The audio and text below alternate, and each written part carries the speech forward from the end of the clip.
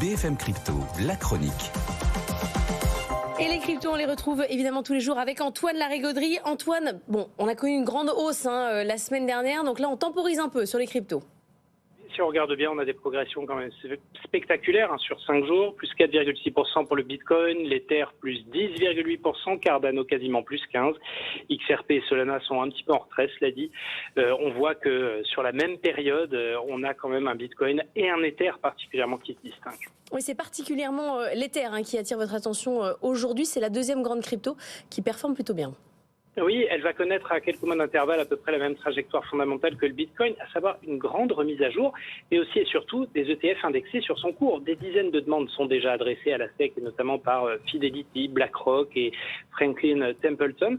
Et comme on l'a vu, l'extraordinaire rallye du Bitcoin et de l'ensemble du marché a surtout eu cette perspective comme catalyseur. Et l'Ether a toutes les chances d'en profiter aussi, d'autant que selon le courtier américain Bernstein, la crypto d'Ethereum a toutes les chances de devenir le nouveau chouchou, le nouveau darling, comme ils disent, de la gestion institutionnelle, notamment grâce à des frais de transaction modérés sur les cours spot, qui vont encore baisser en plus avec la nouvelle mise à jour Denken, prévue le mois prochain, peut-être même avant le halving du Bitcoin.